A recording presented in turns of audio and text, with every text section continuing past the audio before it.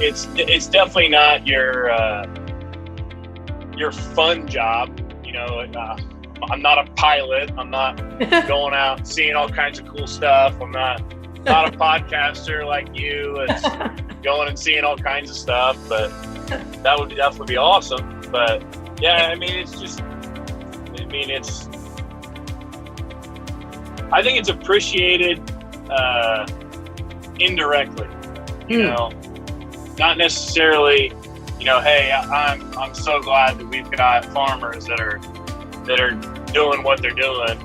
It's hey, there's food on the table, all other kinds of stuff. No rain. Folks, hello and welcome to today's show. Today's show is going to be different. It's active because the guest I have, he's out there on the job, on the field, doing some stuff.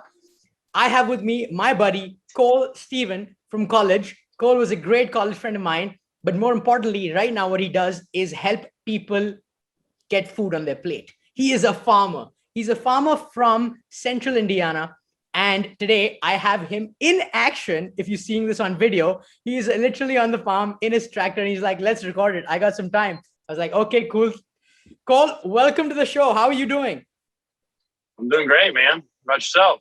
I am doing amazing. I mean, this is probably one of the most dynamic podcasts I'm recording because you're really in the tractor, out there on the field, moving. Bro, can you describe to me, what is out there, in your background? Where are you at? What are those yellow tanks? So behind me, those yellow tanks you're seeing, they're what's holding. So I'm planting soybeans right now. Okay. So they've got soybeans in there, and then basically there's you can call them seed tubes, but each one of those tanks, so you can see me there, there's actually two tanks over my right shoulder.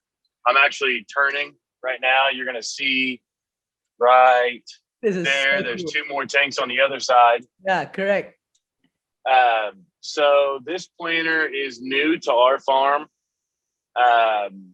It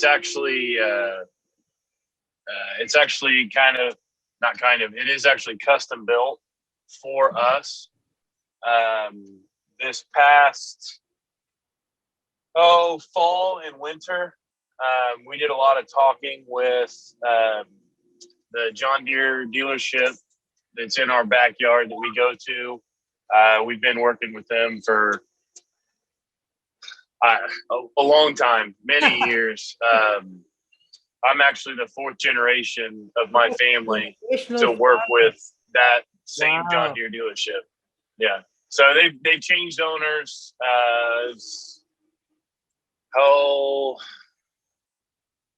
And it's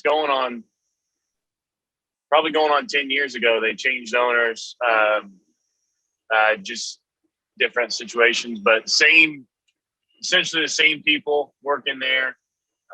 They've been really good to us. We're John Deere green for sure. Our whole family is. So, but so you guys use equipment. You guys love the company John Deere, right? That gives you the equipment for farming, the tractors and all this stuff. Yeah. But basically, so back to your original question. Essentially, there's beans in there, and there's tubes that go to each individual row unit, which then obviously goes in the ground, plants beans. I mean, it's a fairly simple, complicated process, I guess you'd say. But like I said, we had another planter.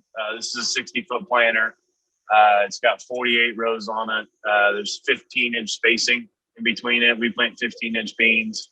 Okay. Basically we were having a lot of issues with the other 15-inch planter. It only had two tanks on the back. They're right in the middle. But essentially there wasn't enough holes at the bottom of the tank. So that one was a 47-foot or a 47 row planter, still 60 feet.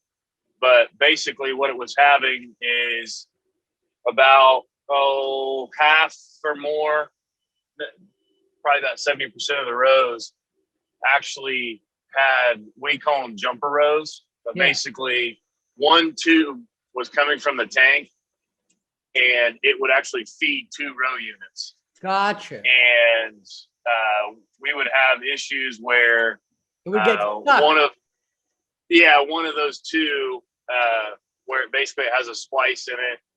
One of those 2 would oftentimes plug up on me, and I'd have to stop the planer and go out, basically dig it out. It wouldn't take me but 5 seconds to dig it out, but get out of the planer and go do that about once every 10 to 15 minutes or so. And I mean, it eats up. And when you're planting like that, it's just brutal. But this year with this planter, I've, knock on wood, I've had a lot of luck with it. But wood for you. Yeah, that's crazy. Thank you. So literally, Cole, you're right now, as we're speaking, you're on a tractor and you got a planter, and then you're planting a bunch of soybean as we speak right now. Yes, that's correct. How many acre? Like, so by the way, I know it's like about what, 1 a.m. where you are, right? It's 1:35 right now. 1:35 a.m. Why are you working at this hour, bro? I mean, we got a lot of acres we got to get across, but I mean, short answer is I got rain coming in tomorrow, and the field that I'm in is on the wetter side. And right now it's obviously plantable. So I want to get this field done before the rain comes in. So that, because obviously if rain comes in, I'm not going to be able to plant because it'll be too wet, muddy, plug up. It's a big mess. It's not fun. Wow. Dude, this is amazing. It's like really, you got to be so adaptable as a farmer, right? You see the rain coming and you're like, I'm going to go out there on the field. It's whatever, like midnight, 1:35 a.m. Don't matter. I got to go and plant seeds. That is crazy. That is crazy. Yeah. I plant. So we knew this rain was coming for the last 2 or 3 days or so. So we actually kind of switched plans on us, like you said, being adaptable. So we had ground that was fit to plant. So essentially what we did is we went to our wetter type stuff and made the decision we were going to plant those fields, because if it rains, then we can change directions and go to a field that's, say, tiled, that has a lot better drainage per se. So then now, hey, it rains. Now we're down for maybe half a day or a day, rather than not able to plant for sometimes even 2 to 3 days. Wow. to let that naturally dry. Wow. Does that make sense to you at all? Yeah, exactly. It makes a lot of sense because these are the wetter plains and the wetter land. So if rain comes and there's not enough drainage, you will not be able to access this for the next 2-3 days and get stuck up on planting. So you might as well do it right now, right? Mm-hmm. Yep. Wow. Essentially. So it's planting season right now. So how does soybeans work? Like what you're doing right now? Like what time of the year do you plant, and what time do they reap benefits, and like what happens during the winter? Like Okay, so our farm is more complex with the things that we do, just with the size that we are. So I quote unquote have 3 planting seasons. Okay. So right now we're in what we call our first crop planting season. Okay. So we plant corn and soybeans right now. Okay. And that's right around springtime. Okay. So April, May is our big months for our first crop planting. Correct. We try to pound in as fast as we can. Obviously weather permitting. And then here about mid-June or so, we're going to start our wheat harvest. So what we'll do with that is I'll have a combine in there and we'll harvest our wheat. and we actually bale our straw.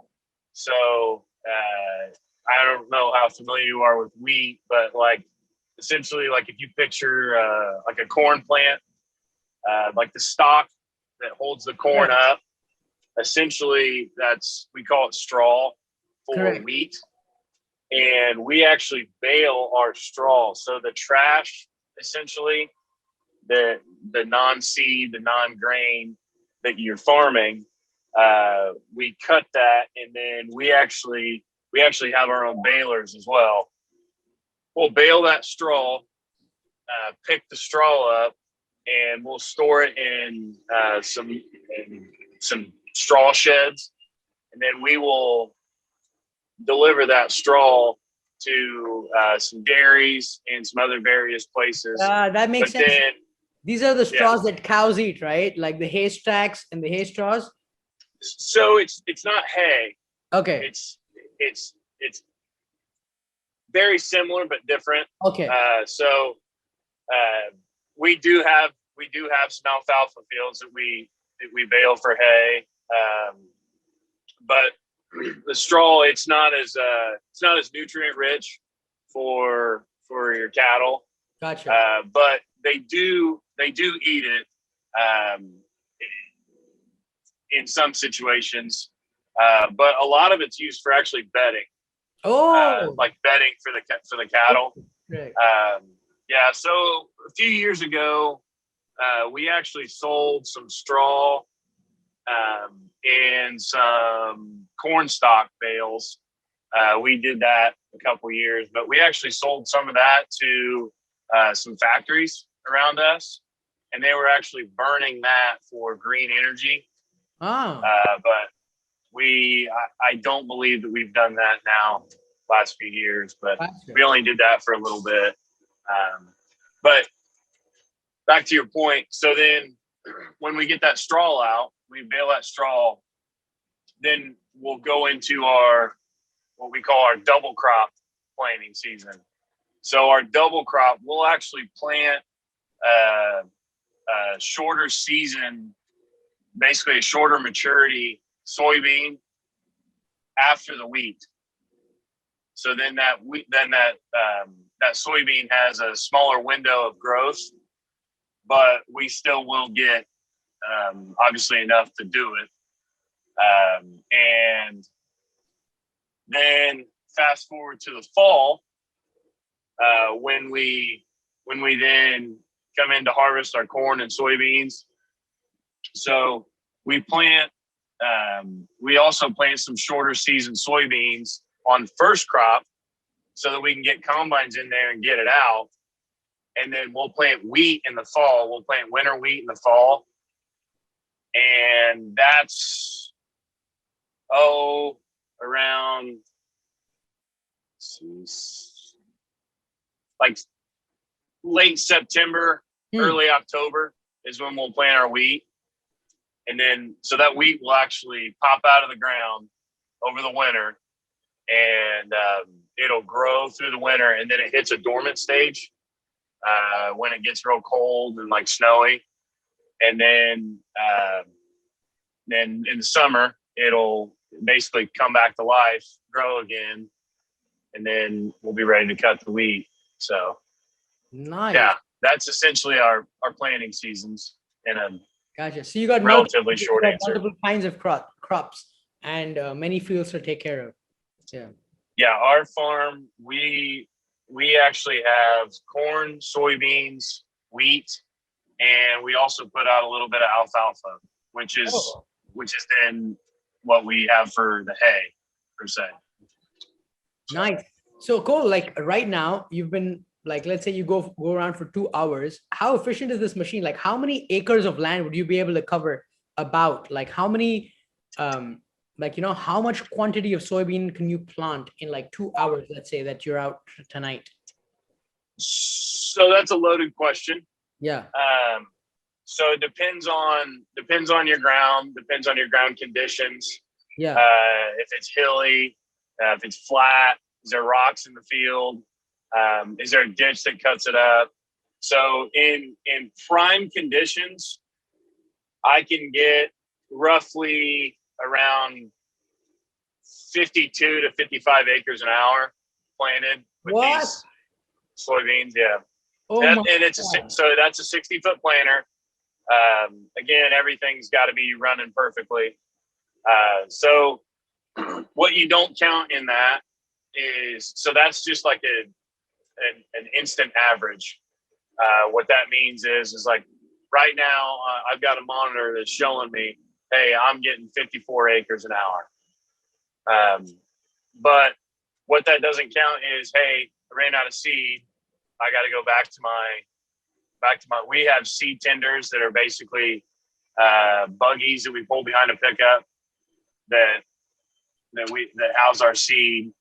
And we have, like, I'll have sometimes my brothers will help me go get seed. We've got seed like in a couple seed sheds, and they'll go get the seed, bring it to me. We also have our seed salesmen.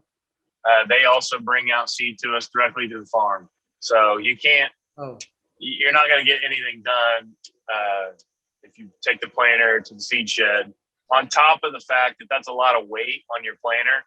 So when you're going down the road, you want to have your planter as light as it possibly can be for safety, for you don't want to break anything, that kind of thing. So that's helped us out quite a bit. We've been doing that for a long time. But, so yeah. Sorry, I keep going off on tangents on you. Sorry. No, you're good, bro. Like it's amazing to hear all kinds of things coming from you, because I don't know much about this field anyways. So you, which generational farmer are you? Are you the fourth generation? I'm the fourth generation. So here's my question. Like, do you hear stories from like how like your great granddad used to farm, and then your granddad, and now you with like these machines? Like, how would you contrast those? And like, sometimes do you wonder like, how did they do it like back in the day? Like, yeah. All the time. The time. Like, how did they do it back in the day? Like, yeah. So similar process, just a lot lesser of technology. Yeah. So like right now I'm in a cab tractor, right? We've got AC, we've got a radio up here. I've got monitors telling me what my planter's doing, how fast I'm going, how many acres do I have left in this field, how many acres have I already planted. Wow. What's the population that I'm planting? Population just means how many seeds I'm planting in that given acre. Wow. But yeah, so they didn't have any of that kind of stuff. You know, they're like my grandpa talks about how, you know, they would be on a tractor that doesn't have a cab on it. I mean, obviously out in the true outside, like they couldn't plant like this right now. I mean, you couldn't do it. So they'd have to plant in the daylight, obviously.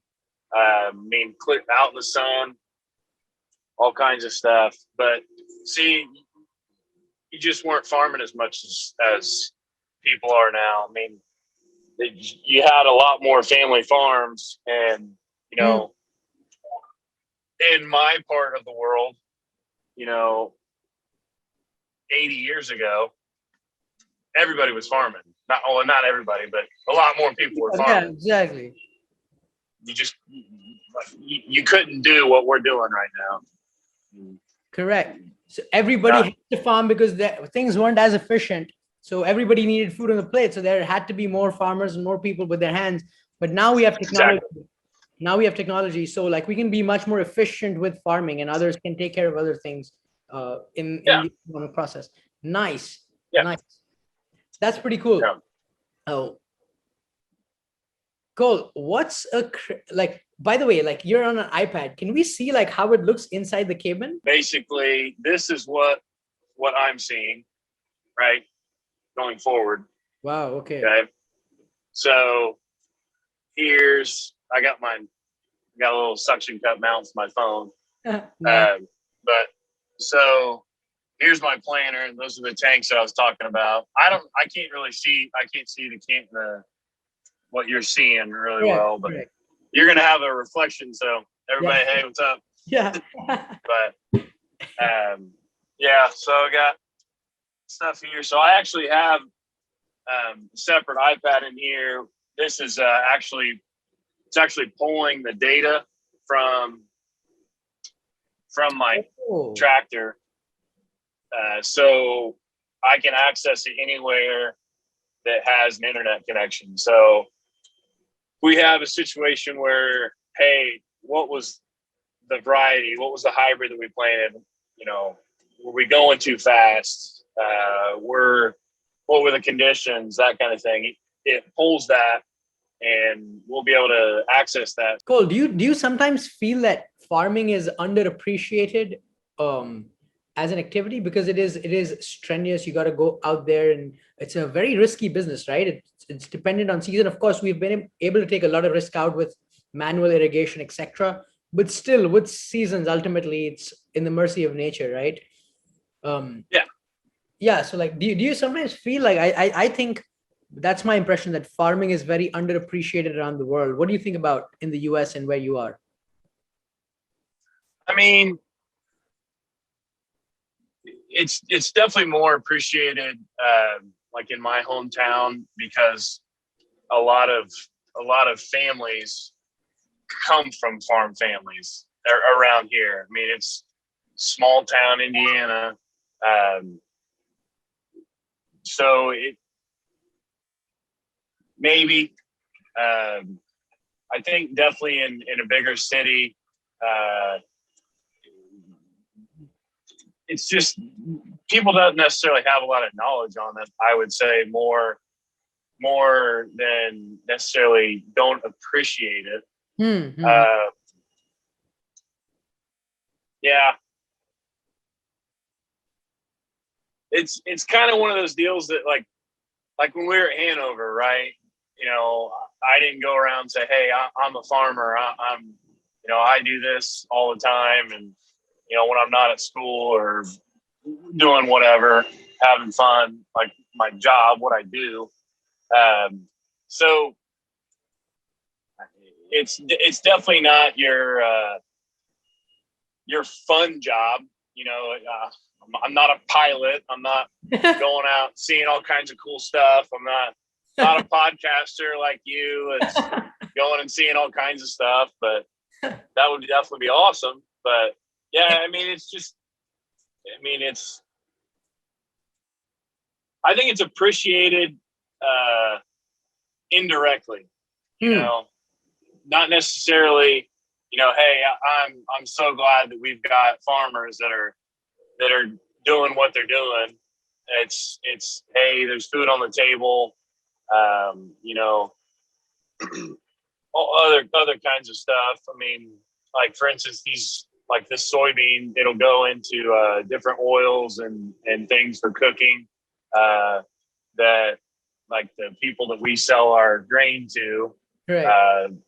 What they do with the grain, breaking it down, and who they sell that to. I mean, it's not just food. There's all kinds of stuff. I mean, you got ethanol for corn. It's going into fuel. I mean, there's countless things that, I mean, and if we wanted to list them off, we'd be here all night. So, yeah, so true. Anyway, that's not a real good answer, but it's the one I got for you. No, yeah. But I like how you look at it, and it's so true. People are just not aware of it, and I think if people like were aware of like the challenges with farming, they would appreciate it a little more. I mean, the only reason I got a little aware of it was from a conversation with a gentleman who was into like the corporate world in India, and then he decided to go farm with his family land, and he told me like, this is so tough. He was a genius at what he did, but when he got to farming, he said it's almost impossible to make profits. It is so tough. It is so complicated, etc. And that's when I realized, wow, like farming is so underappreciated, but it is so important. Yeah, it's not just going out and throwing grain in dirt and watching it grow. I mean, there's all kinds of stuff that happens. But, I mean, there's different things that we do throughout the year to make sure that we're in a situation where we can be profitable. Where whether that means we're going out and we're checking to see, hey, do we need to turn on our irrigators because it hasn't rained in a long time. We need to get some moisture out there, get some artificial precipitation, if you will. And not all of our farms have irrigation. I wish they did, but that stuff's costly, obviously. Yeah. But yeah, it's definitely not for the faint of heart. Yeah. Obviously, you see, I'm out here. It's working on 2:00 in the morning. But yeah, so like last night, I was out till I finished the field that I was in at 2:30. Or no, 2:00. Night before was 2:30. So yeah. Wow. What's your schedule like when you're farming like this? Like, what time do you go back? What time do you wake up? And then what time do you have to get back to like work? What does your day look like? So, we could go anywhere from, again, it depends on the ground, depends on your conditions. Was it dewy that morning? If it's pretty dewy, technically the planter could plant, but it's not going to plant as well. So you wait till it's drier. 7:00 or so, 7, 8:00, get out of bed, get to the field, get rolling. So like 7, if 8 I've got p.m. things 7, 8 p.m. AM. Wait. Okay, 7, 8 a.m. But what if you sleep at like 2:30? Just sleep for 4 or 5 hours and get back to the field. You went to bed like, let's say yesterday day before around 2:33, and then you got back out at 7, 8 a.m. back to the field? Yeah. I got up at 8, left about 8:30 or so, got showered, got some food and some drinks, and got my truck, went, got seed from my seed shed with my tender, came to the field. Wow. So, and then what do you do? Like you start planting, and then you go till when? it depends. So, if it's not going to rain and we've got 3 or 4 or 5 good days that we think we're going to have, I won't stay as late. But also in the same breath, I want to finish the field I'm in. So if I'm going to stay out a little later, I'm going to do that, just in terms of getting the job done. Correct. That kind of thing. So I will say that in years past, I've slept in a little later, and this year I've done a little better at getting up and just powering through. But I'm nothing like my dad. My dad's unbelievable. I mean, he can roll on 2 hours of sleep, 3 hours of sleep if he needs to. But, wow. I mean, I guess like similar in India, but like I guess then again the stories from parents and like grandparents would come that, in our generation we used to get up and like, yeah, this generation. Yeah. Yep. That's what my grandpa always says. We had to get up before the sun got up to feed the cattle, and then we'd go out and farm, come back, make sure the cattle was all right, go down, get showered, get something to eat, go to sleep, and restart the day. So yeah, we don't have any animals, any livestock. Yeah. My grandpa has some cattle. It's more of a hobby thing for him. So like I said, I'm the 4th generation. The 1st generation of our farm, they actually had a smaller dairy. They had some cattle, they had some goats, and my grandpa loved that. But just with the decisions that he had made, he and my great grandpa and my great grandma had made, and my great uncles, that we were going to switch to mainly grain farm. Nice. and now we're only a grain farm. Like I said, my grandpa just has those cattle for a hobby thing. Basically, the money that he makes from that goes into a fund that he helps pay grandkids college. It's not a lot, but it's just a little bit that he likes to do, that he wants to do for his grandkids. That's so cool. So, That's so cool. I still know how, like, it's a very centralized family value system, still in central Indiana. Brother. There's currently 3 generations working on this farm. So it's your granddad, your father, and you and your brothers, right? You have 2 other brothers, right? Mm-hmm. Yep, and I've got uncles that help too. Wow, that's amazing. Yep. Bro, which town are you centrally located in, and what's the name of your farm? So our family's farm is Crossroad Farms. Crossroad. And we're out of Judyville, Indiana. It's a tiny little town. People know Williamsport. So where we say we're from Warren County, right? Warren County, correct? Because you farm, right? Exactly. You have so much like places that you farm. It's impossible to almost pinpoint a town, right? I mean, I think we're like 40 or 50 miles or so is from the farthest farm away to the other farthest farm away. That's a lot. That the 40-50 mile radius, that's a lot. If am I allowed to ask how many acres do you farm on? It's quite a bit. It's something that we don't really, we do talk about it, but it's somewhere in between 25 to 30,000 acres. That's a huge piece of land to farm on. 25 to 30,000 acres. Wow. Mm-hmm. And how much of that land do you think you personally go and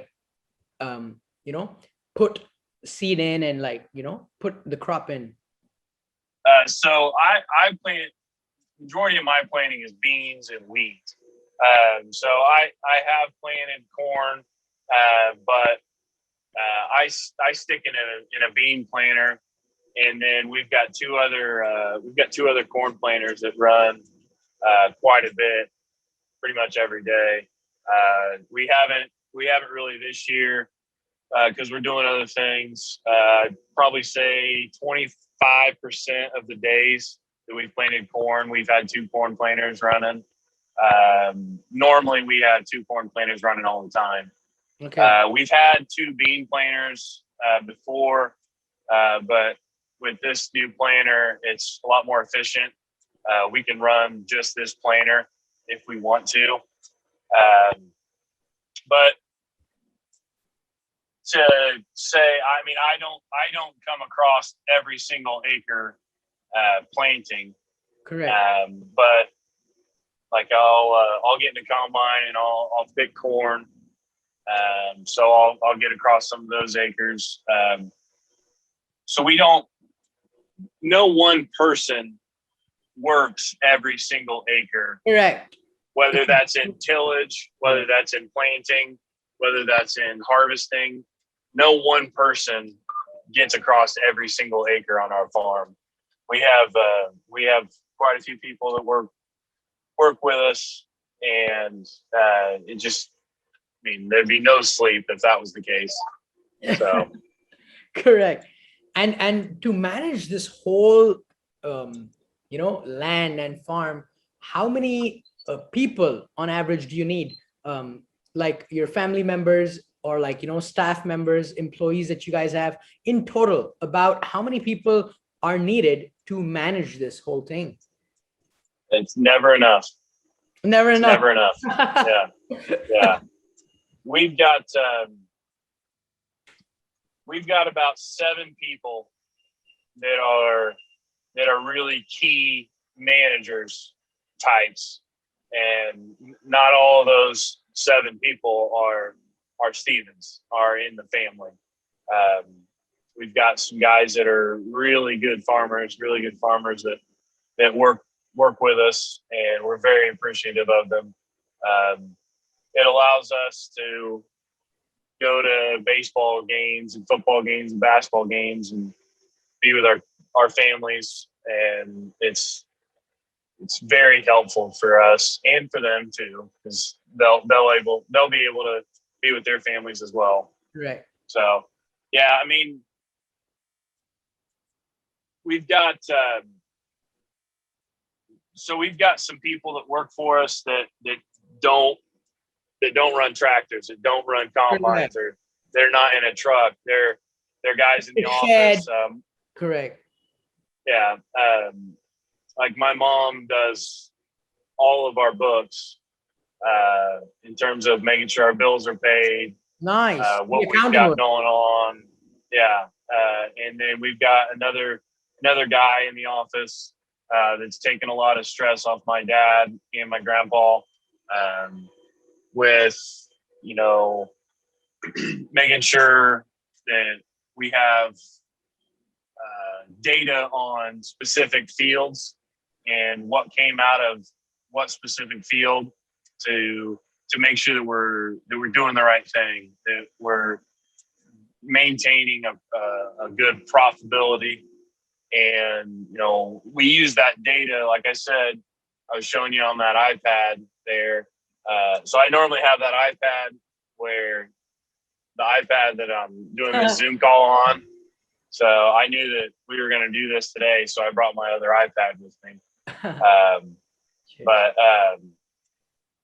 Yeah, so we use that data, and that guy that I was telling you about, he fine tunes it and puts it in an Excel sheet for us, and we can go through and look and say, hey, this variety didn't do so hot. Was it because of the field? Was it because of the weather? Was it because of our tillage practices? The date that it was planted, the date that it was harvested, the inputs that went into it. I mean, there's all kinds of things, and there's all kinds of variables that go into that. And with having that data, we're able to make decisions going forth. This is such an amazing thing. I mean, I'm an entrepreneur, and with my business as well, our manufacturing business, this has become one turning point, right? Gathering data and taking decisions based on data, which is amazing to hear that we're doing that on a farm now, right?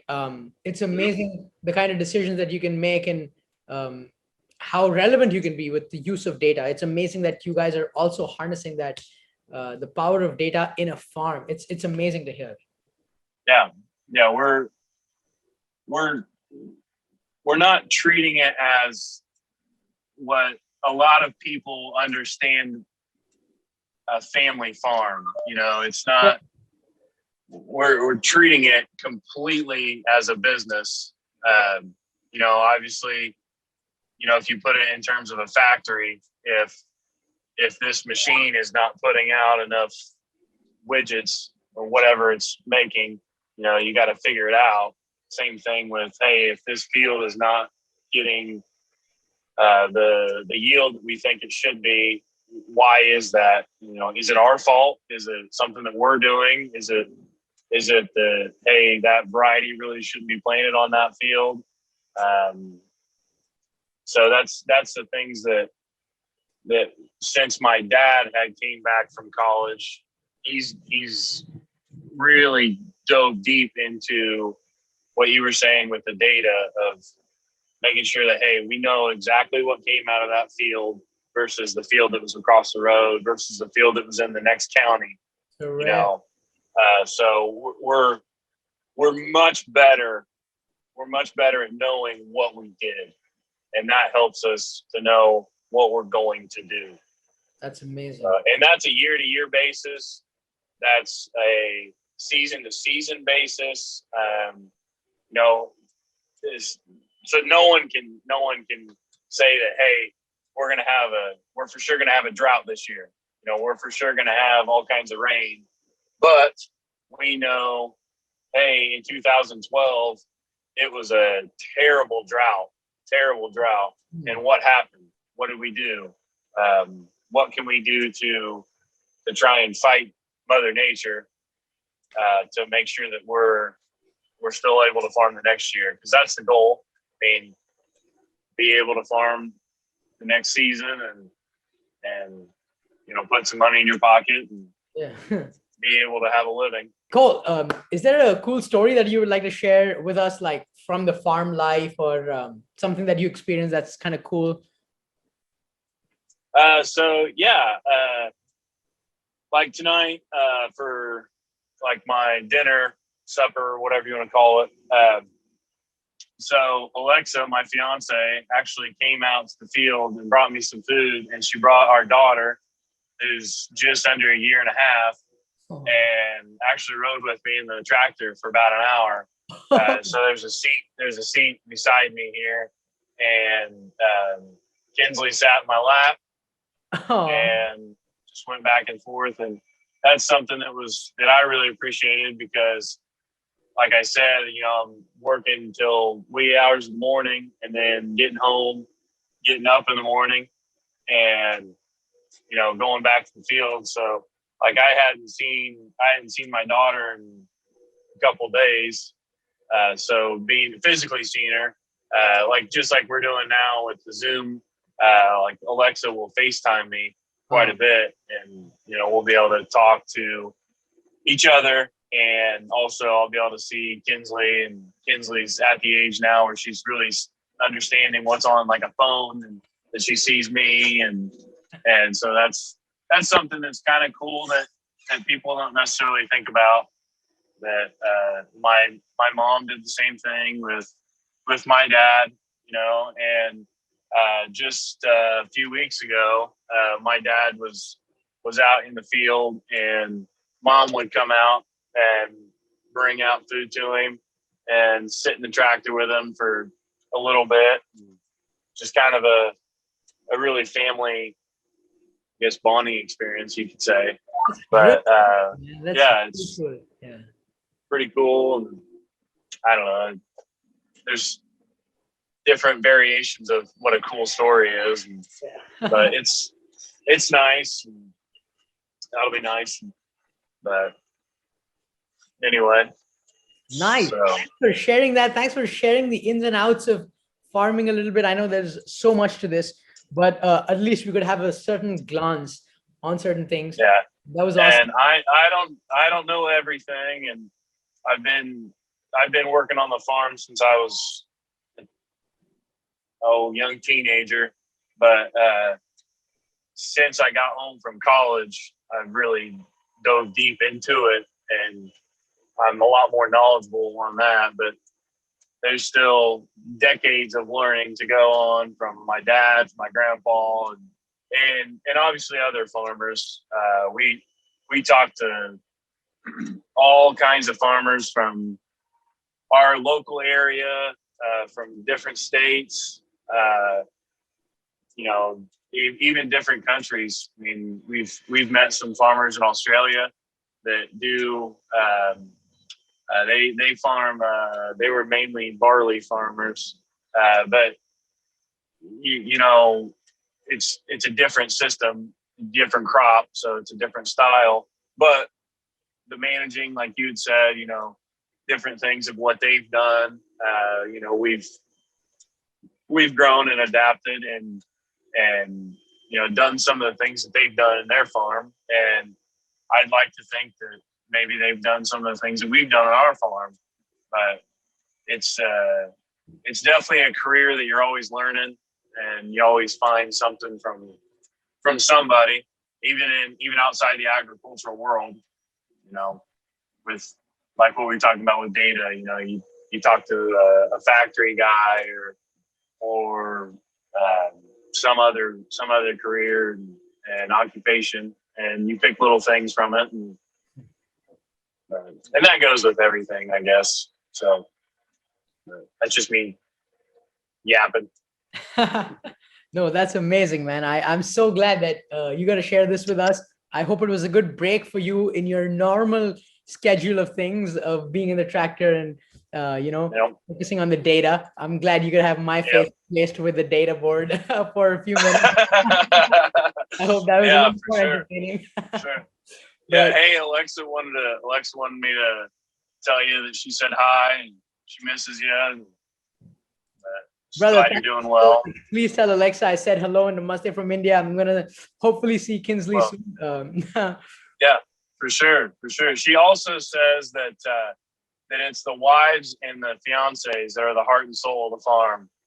So there's a lot of truth to that. I bet a lot of things would not function without, the wives and the fiancés, especially if you look traditionally in the farms, the way they worked, right?